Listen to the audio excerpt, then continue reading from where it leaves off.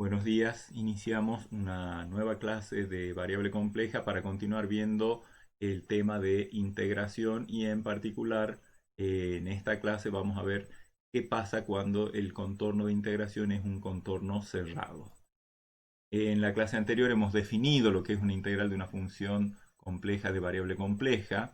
Hemos estudiado también algunas propiedades y el único, en principio, el principal método de cálculo que teníamos era apelar a la definición, para lo cual había que obtener una parametrización y el valor de la función sobre los puntos del contorno de integración. Realizar ese producto, el producto entre f de z de t por la derivada z' de t de la parametrización e integrar esa función respecto de t, lo cual es un proceso tedioso. Y sin embargo, uno se pregunta, ¿no habrá formas más fáciles de hacer una integral?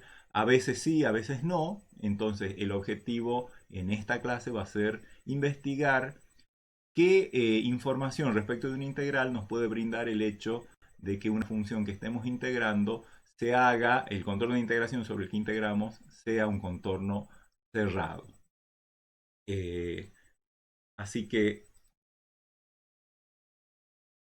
tema principal entonces es, cuando uno tiene una integral sobre un contorno cerrado de una cierta función, ¿cuánto vale esa integral cuando C es, como les digo, un contorno cerrado?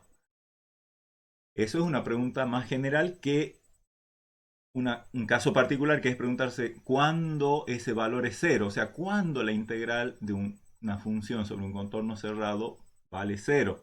¿Qué antecedentes tenemos respecto de esa pregunta? Hemos deducido en la clase anterior algunos, digamos, hemos analizado algunos ejercicios en los cuales tenemos algunas respuestas parciales al caso, en qué casos da cero una integral sobre un contorno cerrado. El primer caso que habíamos visto era, por ejemplo, o el segundo caso, porque cuando el integrando era la función 1 o la función eh, z, es decir, la identidad, la integral valía cero cuando C era cualquier contorno cerrado. Es decir, si ustedes recuerdan, nosotros hemos demostrado eso simplemente apelando al hecho de que si tenía un contorno cualquiera que iba desde un punto Z1 y hacia cualquier garabato, pero contorno, hasta un punto Z2, habíamos demostrado por parametrización que la integral de la función identidad sobre este contorno C, o cualquier otro, digamos, interesaba desde dónde hasta dónde iba. En general, el valor de la integral era un medio del cuadrado del punto final menos el cuadrado del complejo inicial. Y si el contorno era cerrado, lo cual quiere decir que Z2 en realidad era lo mismo, era el mismo punto que Z1, por supuesto que esta diferencia de cuadrados era cero, o sea que en esos casos en que el contorno es cerrado, la integral da cero. Es la demostración que habíamos hecho. Pero también hemos deducido por parametrización que si yo tomo como integrando el inverso de z, o sea, 1 sobre z, y como contorno de integración cualquier circunferencia con centro en cero y radio r, recorrida en el sentido contrario a las agujas del reloj, la integral, a pesar de ser el contorno cerrado, ya no daba cero, sino que daba 2pi por i. Es decir, si lo vemos en el pizarrón, eh, y tenemos cualquier circunferencia, digamos, recorrida en sentido contrario a las agujas del reloj, con centro en cero, no importa el radio, y ese era el contorno de integración, la integral de la función 1 sobre z sobre esa circunferencia me da 2pi por i, como dice la diapositiva. Sin embargo, aunque no lo hemos hecho, pero los lo pueden verificar ustedes a esto que voy a decir ahora, si calcula la integral de la misma función 1 sobre z sobre un contorno C que sea cualquier circunferencia con centro, digamos, z0 y radio r mayor que 0, tal que el 0 quede fuera de lo que es la circunferencia, o sea que no pertenezca ni a la circunferencia ni al entorno eh, determinado por esa circunferencia, la integral vuelve a dar 0. O sea, este es un caso en el que la misma función 1 sobre z, el contorno C es cerrado y la integral sí da 0. Es decir, si lo vemos aquí, esto quiere decir, si yo tomo, por ejemplo, esta circunferencia con este centro, y bueno, digamos que la recorro en sentido contrario a las agujas del reloj, el 0, el punto donde la función 1 sobre z, el integrando, tiene problemas de analiticidad, no está ni dentro ni sobre la circunferencia. Y en ese caso la integral vuelve a dar 0 y eso pasa con cualquier otra circunferencia de cualquier radio tal que cumpla eso de que deje afuera al 0. Ahí en esos casos la integral vuelve a dar 0. Entonces quiere decir que hay algo como intrínseco entre la función integrando y el contorno, que hace que en algunos casos la integral dé 0, en otros casos no. El objetivo ahora es ver toda esa historia que se ha desarrollado más o menos entre 1800 y 1860, que ha permitido dilucidar mucho respecto de cuándo una integral de alguna función compleja sobre algún contorno da 0. Eso es lo que vamos a investigar esta clase. Y nuestra labor se va a hacer mejor si, por supuesto, nos ponemos de acuerdo en algunas cosas, hacemos algunas definiciones antes, ¿sí? Vamos a decir, supongamos que yo tengo entonces un contorno cerrado, C, sabemos que eso significa que el contorno va empieza en un punto, digamos, si el parámetro varía entre A y B, el contorno tiene parametrización Z, sabemos que el punto inicial del contorno es Z de A, el contorno final es Z de B. Bueno, Z de B igual a Z de A. Termina donde empezó. Eso es un contorno cerrado, ya hemos visto. Es eso que estuve diciendo allí. Supongamos que tiene parametrización Z de T con el parámetro T entre A y B, T entre A y B y Z de B es igual a Z de A. Vamos a decir que C es un contorno cerrado simple, o sea, el concepto nuevo ahora es simple, que también se llaman curvas de Jordan. En algunos textos van a encontrar este mismo concepto bajo el nombre de curvas de Jordan. Si además de ser cerrado, o sea, de cumplir todo eso que tenemos aquí arriba, se cumple que si yo tomo dos valores diferentes en el intervalo semiabierto AB, los puntos correspondientes al contorno a T y a T' son diferentes. O sea, es como decir, la curva, mientras el parámetro t va creciendo desde A hasta B, no pasa dos veces por el mismo punto. Obviamente hemos tenido que poner intervalos semiabierto, o sea, cerrado en A y abierto en B, porque si hubiéramos puesto un corchete acá, fíjense que ya la propia definición de contorno cerrado nos diría que A y B son dos contornos, son dos puntos en los cuales son dos números diferentes, a los cuales la parametrización les hace corresponder el mismo punto. Bueno, esa es la única excepción, digamos, que hay en un contorno. El único caso de dos valores diferentes en el intervalo cerrado a B en los cuales la curva pasa por el mismo punto son justamente z de A y z de B. De ahí en más, dos números diferentes del intervalo semiabierto tienen imágenes diferentes y eso quiere decir que la curva o contorno no pasa dos veces por el mismo punto. Acá hay un ejemplo de lo que sería un contorno cerrado simple, porque por ejemplo si yo inicio acá y voy recorriendo en este sentido, fíjense que a medida que voy pasando nunca me cruzo con un punto que ya haya pasado antes, azul, entonces, salvo cuando llego al final, que es el mismo que el punto inicial, pero mientras t era mayor o igual que a y menor que b, no ha pasado la curva dos veces por el mismo punto. Ese es un ejemplo de contorno cerrado simple.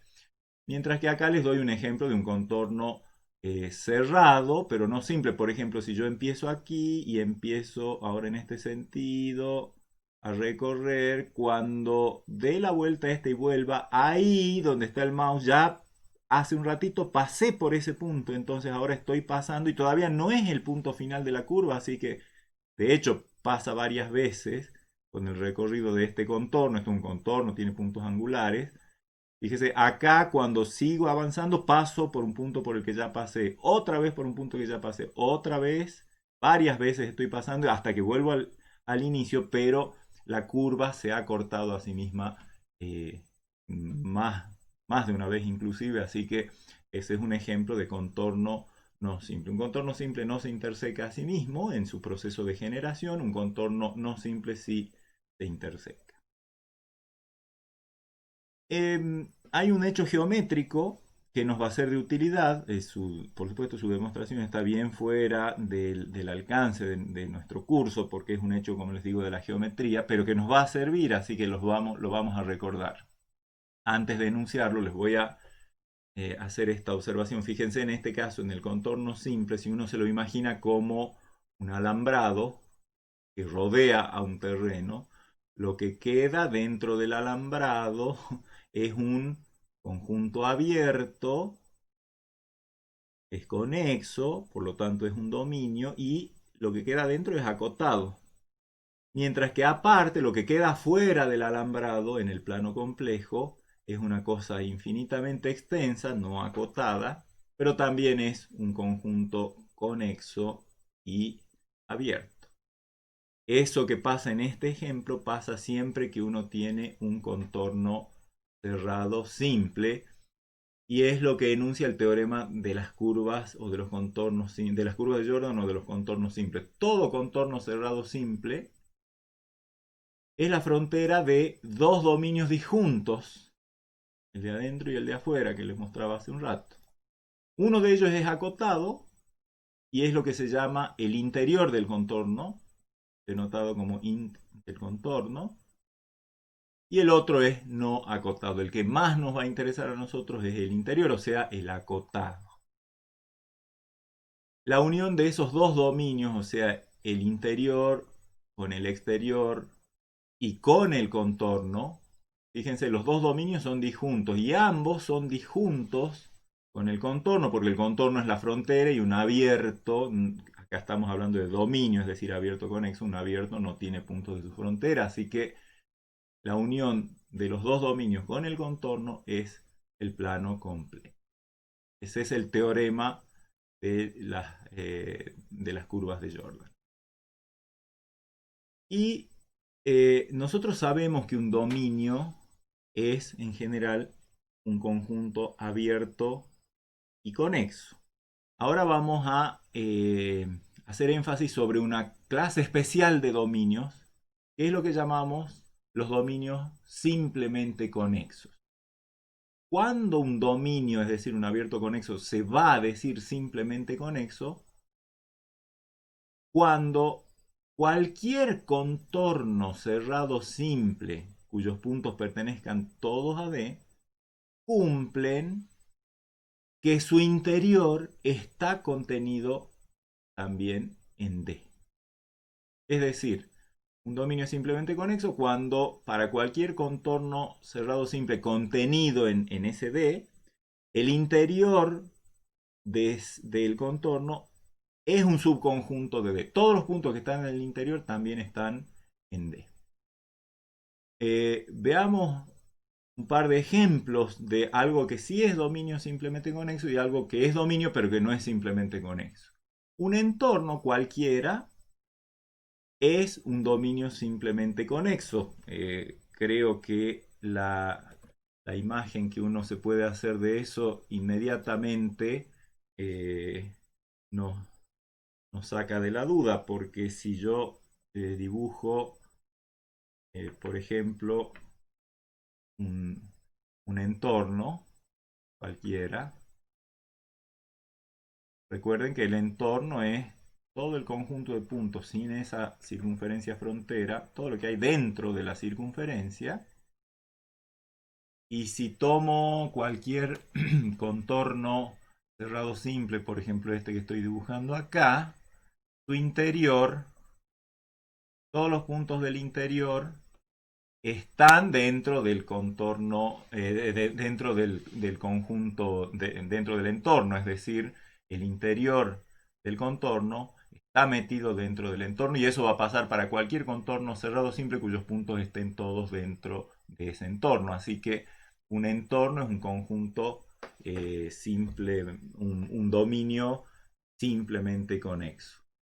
Eh, Fíjense que eh, como otro ejemplo de algo que no lo es, si yo tomo un anillo, es decir, un anillo está eh, determinado por un radio interior y un radio exterior, el radio interior R1 mayor o igual que 0, el radio exterior R2 estrictamente mayor que R1, y el anillo en sí es el conjunto de los complejos cuya distancia al centro del anillo, que es Z0, es mayor estricto que R1 y menor estricto que R2. Veamos esa situación en el otro pizarrón. Fíjense que si yo dibujo un anillo, esta idea de anillo también va a ser importante, así que más vale que vayamos tomando buen contacto desde ya, ¿sí? Acá hay un anillo con centro, digamos, en Z0, radio interior R1, radio exterior R2, y el anillo en sí consta de todos los puntos que están en la dona allí. Ciertamente que hay algunos contornos cerrados simples que yo puedo trazar en ese dominio D. Por ejemplo, este de acá es un contorno cerrado simple cuyo interior está contenido en D. ¿Sí? Este es D, digamos. D es el conjunto de puntos en la corona, en el anillo. Pero si, por ejemplo, tomo este círculo, esta circunferencia con centro Z0 y radio, digamos, entre R1 y R2, claramente el S le podemos llamar C sub R. C sub R está contenido en D. Todos los puntos son puntos de la corona. Sin embargo, el interior del contorno ese que yo he trazado, cerrado simple, contiene puntos que no están en la corona. Así que este es un ejemplo de un dominio que no es simplemente conexo. Es dominio porque es abierto y es conexo, la corona, pero no es un dominio simplemente conexo como lo anotamos allí. En general, intuitivamente, un dominio que no es simplemente conexo contiene huecos, mientras que los dominios simplemente conexos no contienen huecos. Les pregunto, ¿un entorno reducido será un dominio simplemente conexo? Y no, porque tiene un huequito consistente en un solo punto, pero ya es un hueco y vamos a ser capaces de trazar seguramente una circunferencia alrededor de ese centro del entorno y esa circunferencia, su interior lo va a contener al punto, al centro, pero no está en el entorno porque estamos hablando del entorno reducido, es decir, un entorno reducido es un dominio, pero no es simplemente conexo. Eh, Ustedes recordarán que cuando vamos a resolver una integral, interesa desde dónde hasta dónde o en qué sentido recorremos el contorno. Porque recuerden que si integramos sobre un contorno C que va desde Z1 hasta Z2, esa integral tiene un cierto valor. Y cuando integramos sobre el contorno inverso, que es menos C, que va desde Z2 hasta Z1, la integral tiene un valor que es justamente el opuesto, es decir, cambiado de signo al valor de la integral.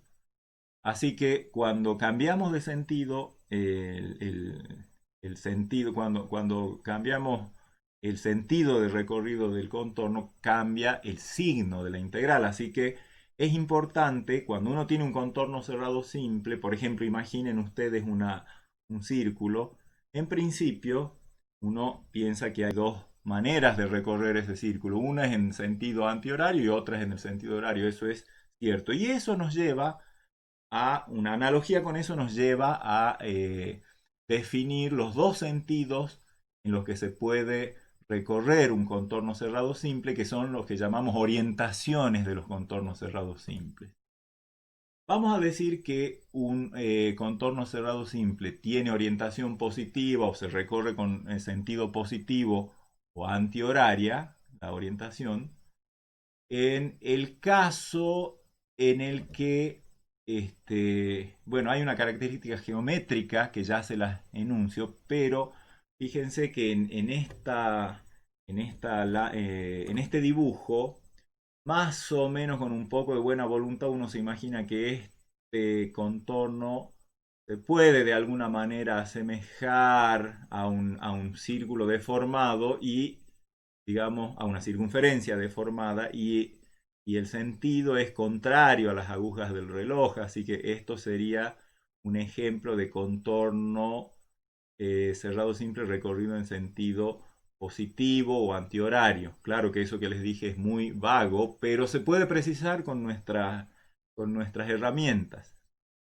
Hagan de cuenta por un rato que el contorno es una ruta, un camino que bordea a un lago, o sea, el interior es un lago.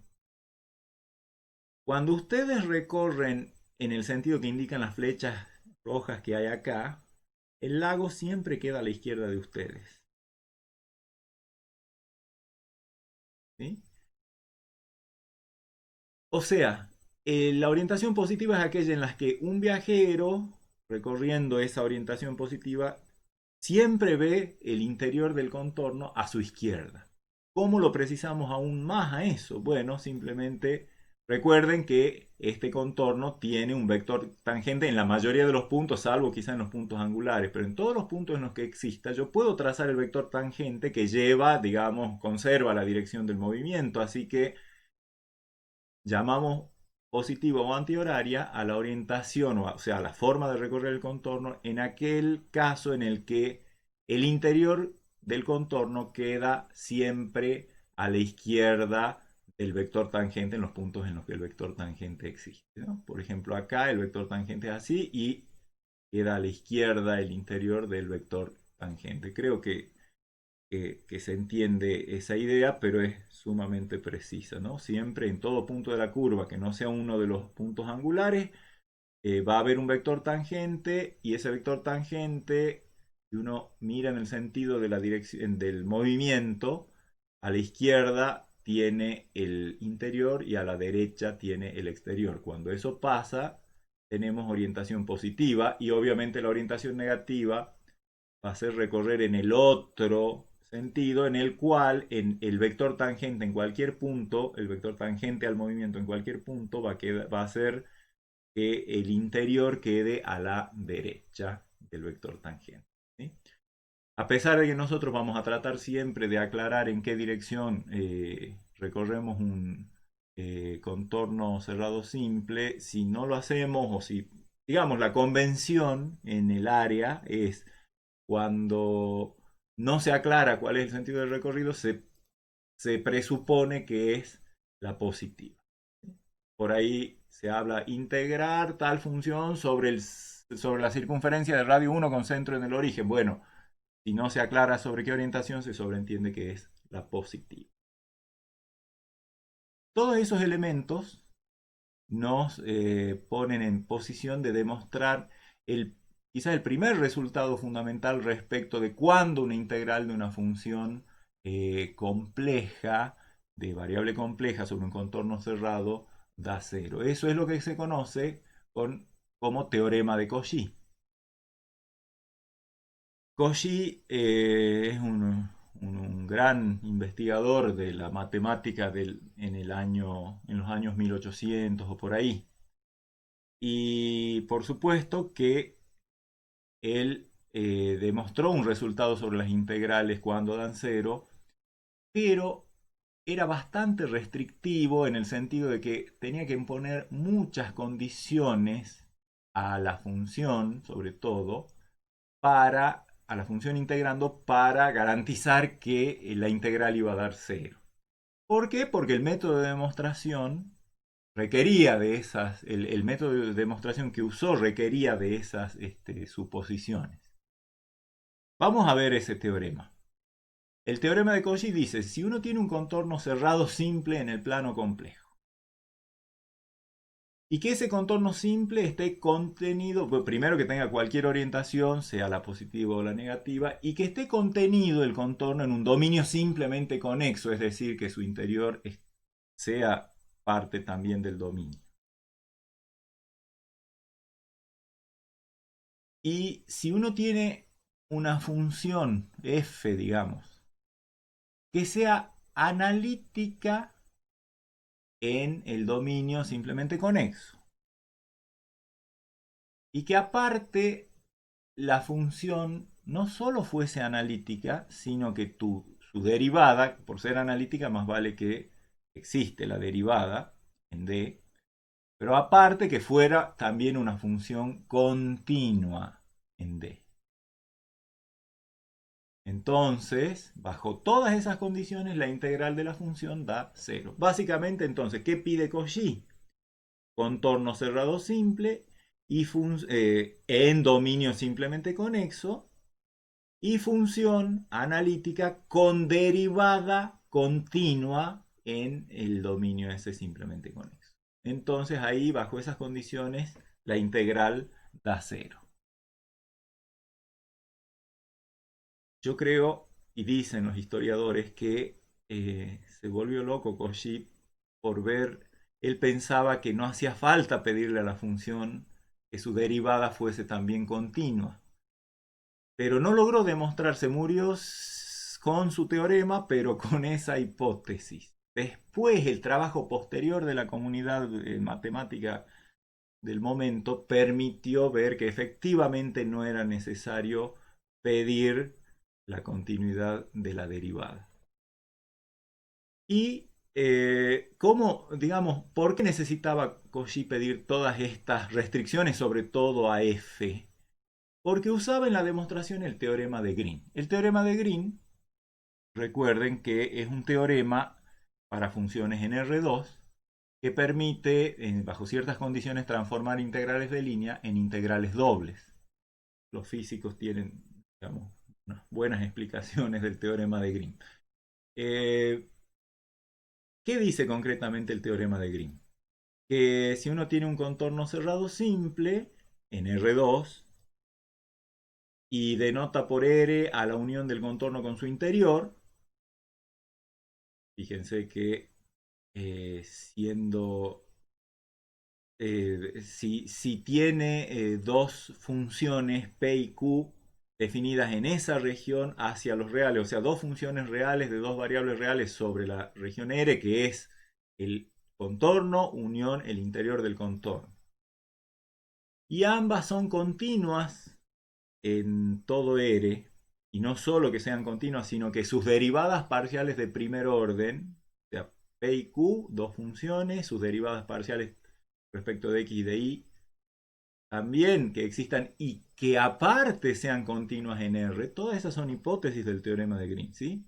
O sea, dos funciones continuas y con derivadas parciales continuas en el contorno unión el interior del contorno.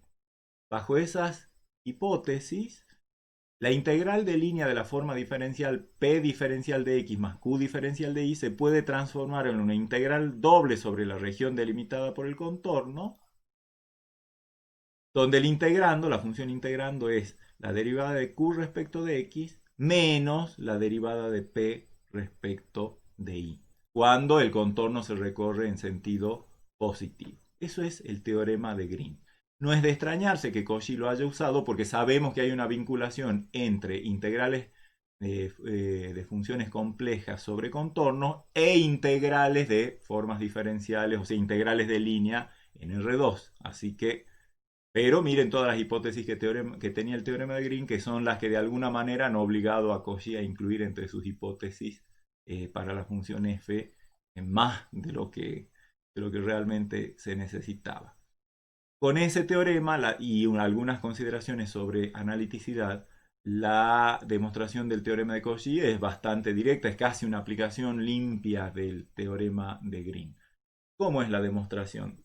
Cauchy dice, bueno, yo tengo entonces una función que es analítica en un dominio simplemente conexo, con esa función tiene derivada entonces, pero también la derivada la supongo continua en el dominio, tengo un contorno cerrado simple en el dominio, su integral da cero, y lo demuestro así, dice Cauchy. Identifico las partes reales e imaginarias de la función, o sea, u de xy y b de xy. Como la función es analítica en D, entonces su derivada existe en D y ya sabemos cuáles son las expresiones para obtener las derivadas en términos de las derivadas parciales de u y de b.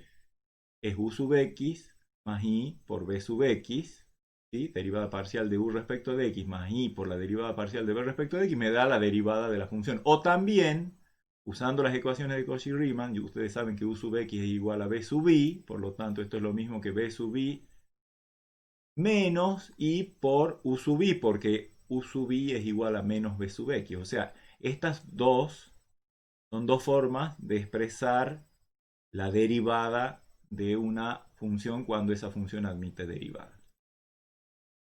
Entonces, si el contorno tiene orientación positiva, y por lo tanto el teorema de Green pedía que el contorno visto como subconjunto de R2 tuviera orientación positiva,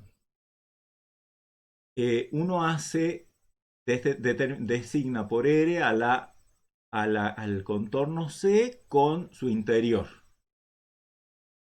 Y eso es un subconjunto de D. Ahí estamos aplicando la hipótesis de dominio simplemente conexo, porque C está en D y como el contorno es cerrado simple, perdón, como el dominio es simplemente conexo, el interior de C también es un subconjunto de D, así que la unión de dos subconjuntos de D es un subconjunto de D.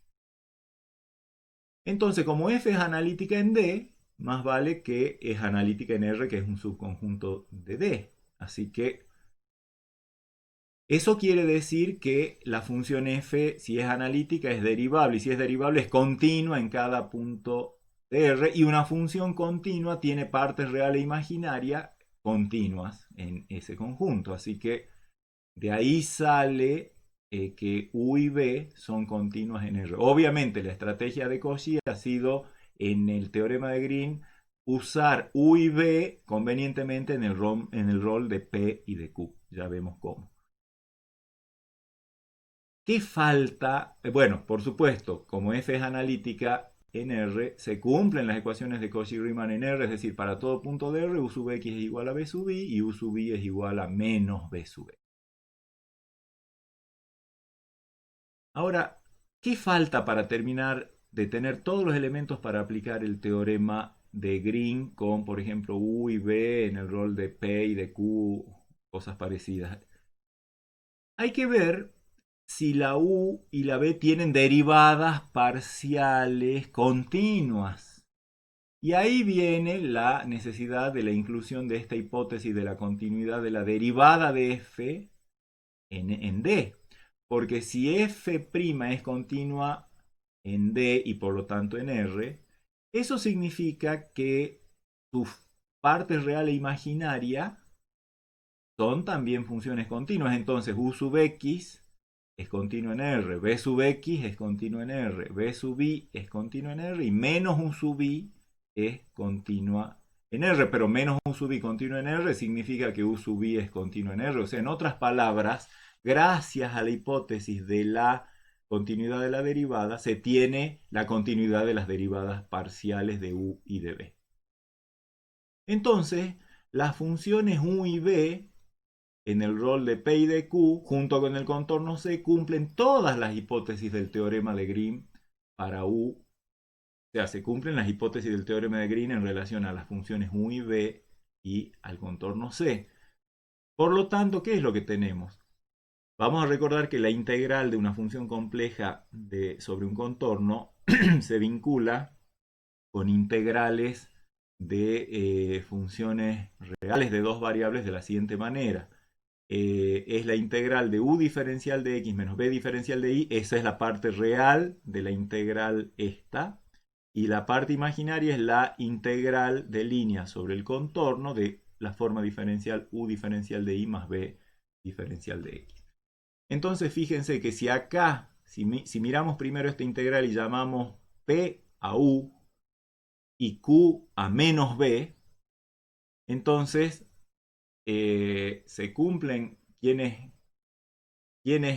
la derivada de p respecto de x y de p respecto de y son u sub x, u sub y, en menos b sub x, menos b sub y, y todas esas son funciones continuas en R como acabamos de ver. O sea, puedo aplicar el teorema de Green a esta expresión con p valiendo u y q valiendo menos b, y el teorema de Green dice que esa es la integral doble sobre esta región R de la derivada de q respecto de x, o sea, menos b derivado respecto de x, menos la derivada de u respecto de y.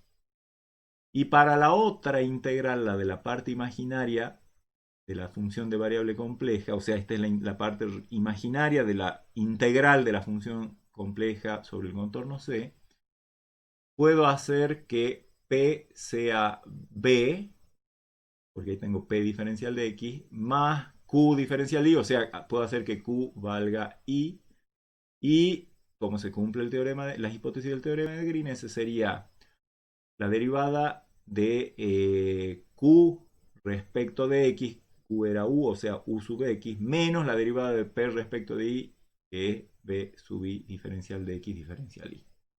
¿Sí? O sea, esta integral, por el teorema de Green, que vale, ya hemos visto, se transforma en esta integral doble y esta otra integral en esta otra integral doble. Pero resulta que el integrando en R vale 0 porque, fíjense primero esta de acá.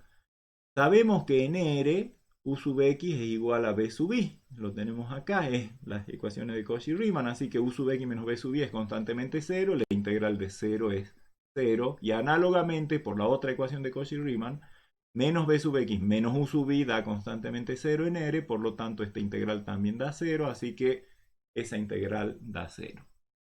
Y eso demuestra que la integral de la función compleja sobre el contorno da 0 cuando C tiene orientación positiva. Y si tiene orientación negativa, su inverso, o sea, menos C, tiene orientación positiva. Y ya sabemos que hay una vinculación entre el valor de la integral sobre el contorno C con orientación negativa con lo que pasa con la integral sobre el contorno inverso que tiene orientación positiva. Vale menos la integral sobre el contorno inverso.